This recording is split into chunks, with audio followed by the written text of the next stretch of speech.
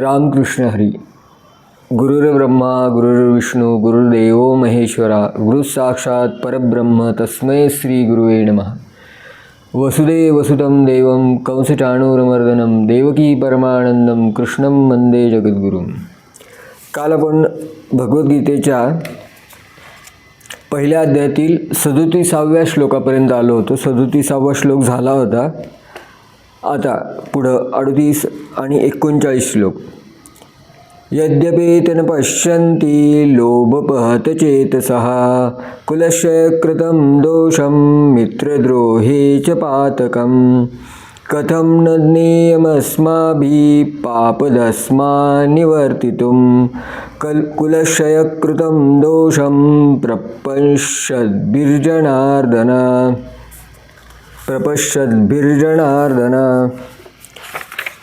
त्याचा असा अर्थ आहे की अर्जुन म्हणतो, जरी लोभामुळे बुद्धिभ्रष्ट झालेल्या त्यांना कुळाचा नाश झाल्यामुळे उत्पन्न होणारा दोष आणि मित्रांशी वैर करण्याचे पातक दिसत नसले तरी हे जनार्दना, कुळाच्या नाशाने उत्पन्न होणारा दोष स्पष्ट दिसत असताना आम्हीही यापासून परावृत्त होण्याचा विचार का बरे करू नये. म्हणजे अर्जुन काय म्हणतो आहे की हे दुर्योधन अधिक कौरव जे आहेत ते दुष्ट स्वभावाचे आहेत आणि लोभी आहेत.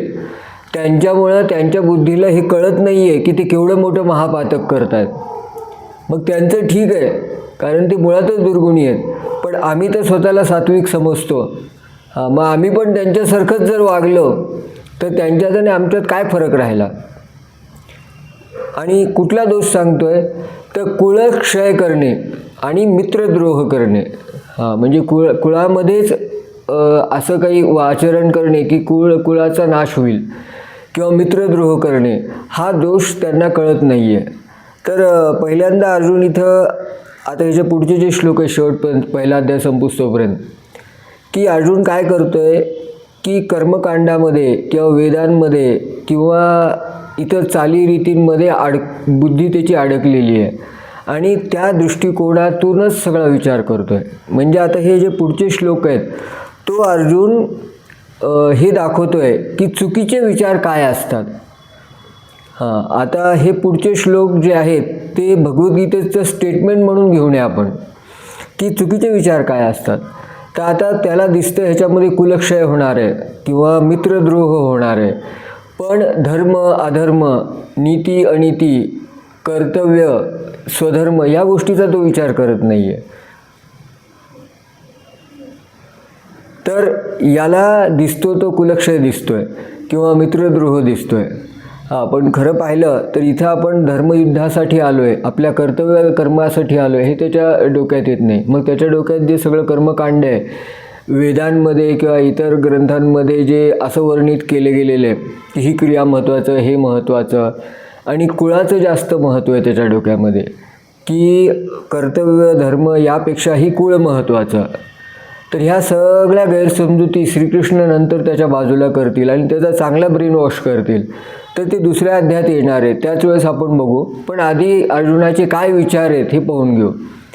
तर कोणी अशी इथं गैरसमजूत करू नये की अर्जुन हे जे बोलतोय हे भगवद्गीतेचं मत आहे असं समजू नये. हे अर्जुन दाखवतोय चुकीचे विचार काय असतात. कारण ही भगवद्गीता म्हणजे डिस्कशनच्या स्वरूपात आहे. तर दोघांचं हे संवाद आहे. मग अर्जुन आधी त्याची आर्ग्युमेंट करतोय तर त्याचे चुकीचे विचार दाखवतोय. तर हे भगवद्गीतेचं मत आहे किंवा भगवद्गीतेचं हे ओपिनियन आहे असं समजून हे पुढच्या 10 श्लोकामध्ये. उलट श्रीकृष्ण याचं खंडन करणार आहेत पुढं जाऊन दुसऱ्या अध्यायामध्ये.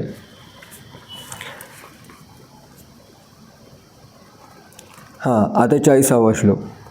कुलक्षयं प्रणश्यन्ति कुलधर्मा सनातना धर्मे नष्टे कुलं कृष्णं धर्मो बिभव्यत्युत. कुळाचा नाश झाला असता परंपरागत कुळधर्म नाहीसे होतात. कुळधर्म नाहीसे झाले असता त्या कुळात मोठ्या प्रमाणात पाप व्हायला होते. तर अर्जुन काय म्हणतो की जर कुळाचा नाश झाला आणि सगळे पुरुष मंडळी मेले तर मग जे कर्मकांड, पूजा बिजा विधान, पूजापाठ वगैरे ह्याला कुलधर्म म्हणतोय. म्हणजे धर्म या बाबतीत त्याच्या डोक्यात काय कन्सेप्ट आहे की देवाची पूजा करणे, अभिषेक करणे, ही विधी करणे, ती विधी करणे, कर्मकांड करणे, यज्ञ यागादिक करणे, म्हणजे वेदामध्ये ह्याचं जे वर्णन आलेलं आहे त्यालाच तो कुलधर्म समजतोय आणि तोच आपला धर्म आहे समजतोय. मग कुळाचा जर नाश झाला तर मग हे सगळं कोण करणार? मग कोण नाही केलं तर उर्वरित जे कुळामधले लोक राहिलेले आहेत त्यांच्यामध्ये सगळं पाप संचारेल. म्हणजे त्याला वाटतं पूजापाठ नाही केली तर सगळं पाप संचारेल. पूजापाठ म्हणजे आजकालच्या बोलीभाषेतला शब्द आहे.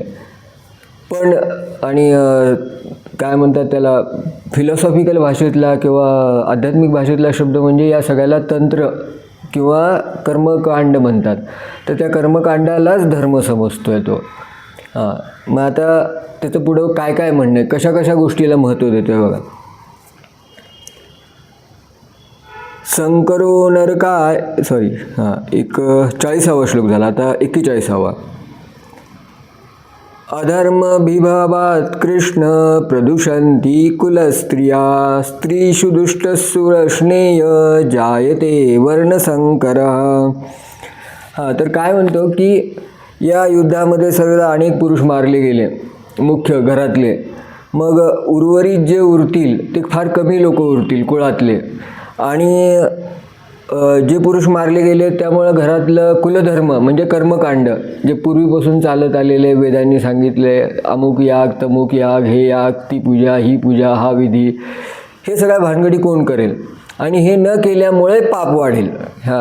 आणि याच्यामुळेच पाप वाढेल असं वाटतं. म्हणजे धर्माबद्दलची किती त्याची दृष्टी दूषित आहे पहा. धर्म म्हणजे किती साधारण गोष्टीला तो धर्म समजतोय. आणि नंतर काय होईल तर याच्यामुळे कुलस्त्रिया ह्या दूषित होतील, म्हणजे त्यांचं आचरण बिघडेल. आचरण बिघडेल म्हणजे काय तर कोणी पुरुष, क्षत्रिय पुरुष घरात नसल्यामुळे त्या इतर वर्णाच्या पुरुषाशी लग्न करतील, वर्णसंकर करतील. वर्णसंकर म्हणजे आज आपण इंटरकास्ट म्हणतो त्याला, तर ते वर्णसंकर करतील. आणि मग अशा प्रकारे दूषित स्त्रिया होतील आणि त्याच्यामुळे तर वर्णसंकर घडल्यामुळे पाप वाढेल. तर हे सगळं अर्जुनाच्या डोक्यात आहे. आणि आजकाल आपल्याला धर्म म्हणले की हेच सगळं डोक्यात येतं. म्हणजे भगवद्गीता आधीच ह्याचं खंडन करण्यासाठी पहिल्यांदा त्याचं काय विचार आहेत ते मांडायला लागली आहे आणि मग पुढे जाऊन खंडन करेल. 42वा श्लोक. संकरो नरकाएव कुलज्ञानां कुलस्य च पतन्ति पितरो हेषां लुप्तपिंडोदकक्रिया. तर तो काय म्हणतो, वर्णसंकर हा कुळाचा नाश करणाऱ्या आणि कुळाला नरकातच नेतो. कारण श्राद्ध, जलतर्पण इत्यादींनी मुकलेले यांचे पितर अधोगतीला जातात. तर त्याला काय वाटतं, त्याचं फार आद्य कर्तव्य म्हणजे श्राद्ध पक्ष करणे. आणि अर्जुन असा समजतो की हे जे सगळे जर कुलक्षय झाला म्हणजे सगळे पुरुष लोक मारले गेले या युद्धात, तर मग पिंडदान कोण करेल, श्राद्ध कोण करेल, ते करायला कोणी जिवंत राहणार नाही ना. आणि मग हे सगळा जो पिंडदान वगैरे आहे ते जे पितरांना मिळायचं स्वर्गामध्ये ते मिळणार नाही. आणि त्यांना ते न मिळाल्यामुळं जलतर्पण, पिंडदान वगैरे, तर ते जाऊन नरकात पडतील. म्हणजे ते किती विचित्र डोकं आहे. मी केलेल्या कर्माचं फळ माझ्या पितरांना भोगावं लागेल, हे त्याचं थिंकिंग आहे. आणि हीच गैरसमजूत आजकाल बऱ्याच लोकांच्या आजच्या काळातसुद्धा डोक्यात आहे.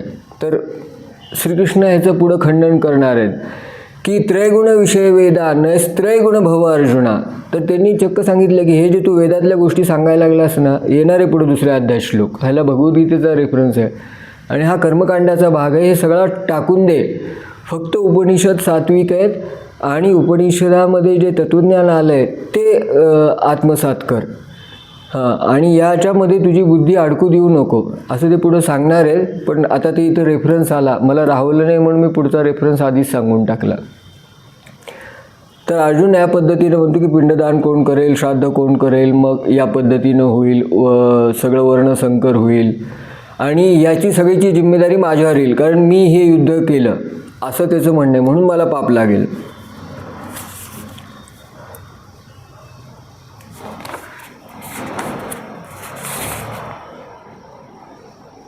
त्यानंतर 43वा श्लोक. दोषे रेत कुलघ्नानां वर्णसंकरकारकै उत्सद्यन्ते जातिधर्मां कुलधर्मस्य शाश्वतः. मग या वर्णसंकर करणाऱ्या दोषांमुळे परंपरागत जातीधर्म आणि कुलधर्म उद्ध्वस्त होतील. आणि हे जे वर्णसंकर झाले तर परंपरागत जे कुलधर्म आहेत म्हणजे कर्मकांड करत आलेले आहेत आम्ही आजपर्यंत, तर ते सगळं उद्ध्वस्त होईल. त्यामुळं ते नको आहे. त्यानंतर 44वा श्लोक. उत्सन्न कुलधर्मानां मनुष्याणां जनार्दनं नरके नियतं वासो भवतीत्यन्युश्रुश्रमम्. तर या ठिकाणी अर्जुन म्हणतो, हे जनार्दना, ज्यांचे कुलधर्म नाहीसे झाले आहे अशा माणसांना अनिश्चित काळापर्यंत नरकात पडावे लागते, असेही आम्ही ऐकत आलो. तर वेदांमध्ये वगैरे हे कर्मकांड करा आणि हे जर नाही केलं तर तुम्ही नरकात जाताल, अमुक अमुक केलं तर स्वर्गात जाताल. तर नर्क स्वर्ग ही कन्सेप्ट वेदांमधून आलेली आहे. श्रीकृष्ण ही नर्क स्वर्ग पाप पुण्य या कन्सेप्टला पूर्ण नाकारत नाहीत, कारण वेदही हे भगवंतापासूनच आलेले आहेत. वेदसुद्धा भगवंतापासूनच आलेले. पण श्रीकृष्ण त्याला काय सांगतात की बाबा या कन्सेप्ट ज्या आहेत त्या तमोगुणी लोकांना मार्गाला लावण्यासाठी आहे, जे अज्ञानी लोक आहेत त्यांना मार्गाला लावण्यासाठी आहे. पण जो सुज्ञ मनुष्य आहे आणि जो विचार करू शकतो, चिंतन करू शकतो, त्यांनी अध्यात्माकडे वळालं पाहिजे. म्हणून हे कर्मकांड किंवा स्वर्ग नर्क या बाल सुलभ कल्पनेमध्ये अडकून पडू नको हे, आणि ह्याच्यातूनच धर्माचा अर्थ लावू नको. स्वधर्म काय, कर्तव्य काय, अध्यात्म काय, ज्ञान काय, भक्ती काय, हे पुढं श्रीकृष्ण त्याला विशद करून सांगतील. तर ह्या सगळ्या जरी वेदात आल्या असल्या तरी एका लेवलपर्यंत आहे, म्हणजे हे पहिली दुसरीचा सिलेबस आहे. आणि तू इथं जर त्याच्या पुढं गेलेला आहेस तर हे सांगतील श्रीकृष्ण दुसऱ्या अध्यायामध्ये. पण अर्जुन इथं ते त्याचे विचार मांडतोय की सगळे मनुष्य लोक नरकात जातील कर्मकांड राहिलं तर. बरं, आता हा कितवा श्लोक झाला? 44वा. तर इथं आपण थांबू आणि याचा पुढचा भाग नेक्स्ट व्हिडिओमध्ये बघू. श्रीकृष्णार्पणमस्तु.